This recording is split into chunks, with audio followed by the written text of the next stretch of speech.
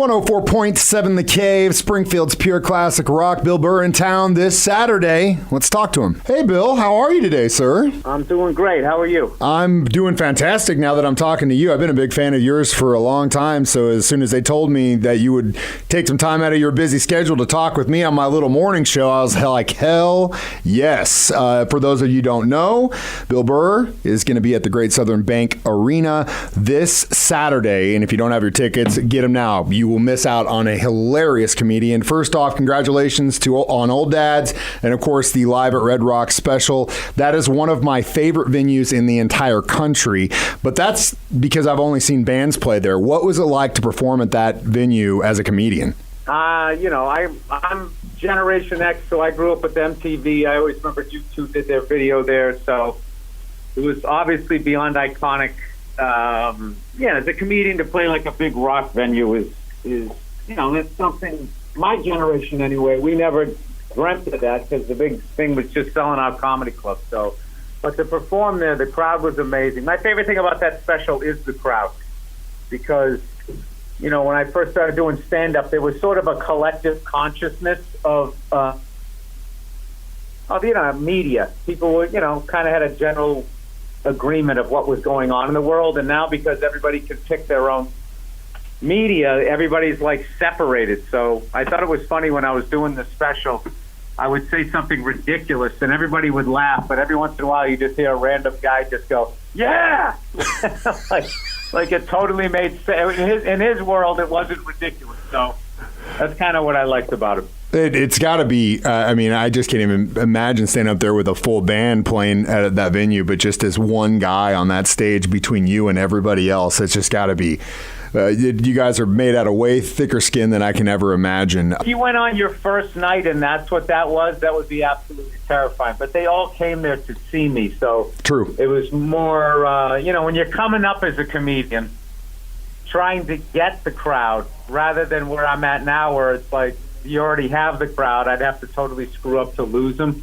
It's a lot harder for younger comics than it is for established guys like myself. Yeah, that makes perfect sense, and that's a really good way to look at it. Like you said, they're coming to see you, and if you figure that out, you don't have to worry about anything else, so that's good. On that note, people that have seen your special or anything else that you've done recently, are you bringing out new material? What's the new show look like? Of course, always new materials. You can't... Jokes are only funny once. You can't watch them again, and then So I got like a new hour and a half of material. I'm getting ready to do a special here this year. Very excited about it, and also I like coming to places like Springfield. I always find the crowds are more appreciative than if you go to like St. Louis, Kansas City. The major cities. They're used. The Rolling Stones come to those cities, so.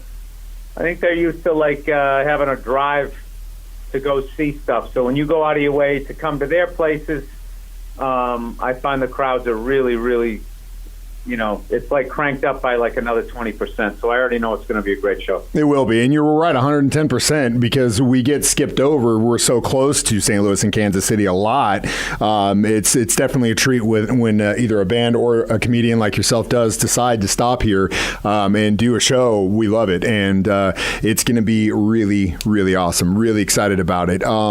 Where do you, I know I've been a fan, like I said, for a long time, so I kind of know where you're coming from, but just wanted to ask this question. Where do you find some of the inspiration? Is it just every day? Just the way you look at the world? What is it? I make a lot of mistakes in life, so there's always the personal life, always gives me a lot of material, and then, this is a kind of a fun time to be a comedian where everybody's just running around like Chicken Little. It's amazing. But like back in the day, everybody was looking at the same sky. Now everybody's looking at a different sky, but all the skies seem to be falling. Everybody's freaking out. So it must be make fun of all of that stuff. It definitely has to be very difficult to be a comedian in the world we're living in right now. I was watching an episode of Seinfeld recently, and I was just like, and that's Seinfeld, right? Like, that's like so middle of the road. And some of the stuff that they were saying in that episode, I was like, dude, there's no way they could do this now. There's no way. There's no way this would fly, ever. And that was Seinfeld. It would. That's all a myth. Nothing changed. What changed was a little bit in Hollywood and a little bit in New York and then these corporate lawyers scaring the hell out of everybody. That's why old dads did so well. And it was also why we had such a hard time selling it, because they're listening to their corporate lawyers that live in Hollywood or in Manhattan. And I'm like, I'm on the road. People's sense of humor has not changed.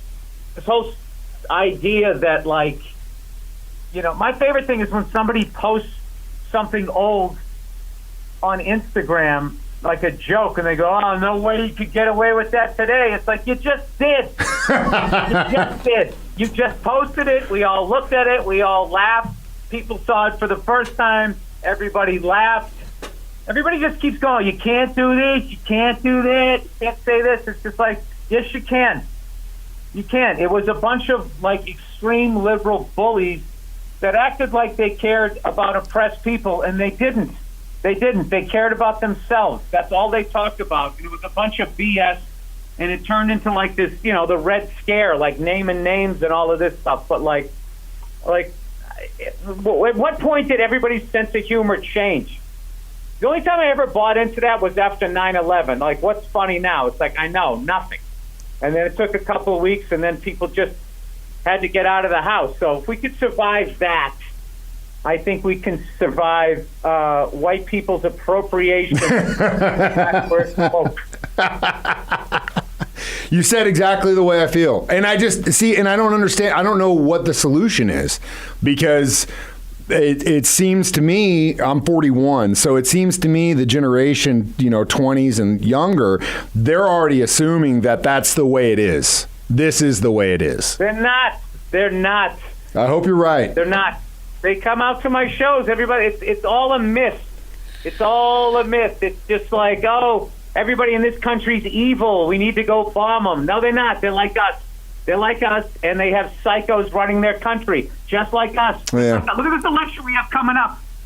We have a warmonger with dementia going up against the guy who says he's a good businessman who bankrupted 8 construction companies. That's the best we can do, 2 elections in a row. Oh, it's awful. It's awful. It's awful. It's awful.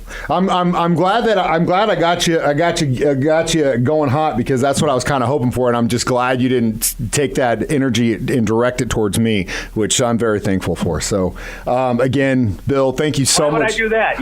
You've been nice. I'm talking about sociopaths. Yes, very true. To the ground.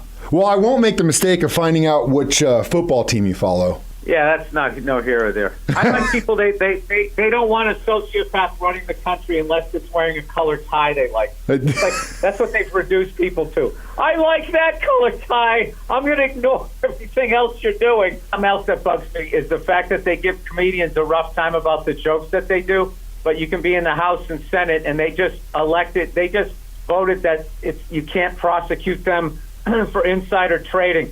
And their portfolios are worth $20 to $40 million, even though they make $100 to $200 grand a year. But no reason to look at that. Let's look at a stand-up comedian in a chuckle hut. I actually believe that CNN and Fox News are owned by the same person. This is what you can look forward to in Springfield. It's not going to be any of this stuff. You just got me going here. I know, but that's the point, and that's why we love you so much, because you speak the way you feel. And sometimes you just start talking. You just go. What I do. But as a person that has that same kind of passion, I've gotten in trouble 1,000 times in my career for being that way. And everyone always like, oh, he's just passionate. He's passionate. Well, hell yeah, I do. I feel this way. It's the same thing. And as long as you're not being malicious, that's the way we feel. And that's the way it is. We got to hear everybody else screaming about it 24 hours a day on the news channels. Why can't I do the same thing? Most of the times when somebody comes at you and they say they're offended, within 2 follow-up questions, their argument completely falls to the ground. Usually, yeah. What they're hoping is when they say it, they want you to go into apology mode and start quivering in your knees. And then when you do that, then they know they got you. But if you just kind of sit there and just be like, what? I mean, listen. I'm not saying to say, like, racist, homophobic things. I'm not saying that. But if you just have an opinion on something, like at this point, like I worked with an actor, got in trouble for an opinion, an analogy. Made an analogy people didn't like. I mean, that's, it's weird. Anyway, I'll be there this Saturday. And we're looking forward to it, Bill. Thank you so much.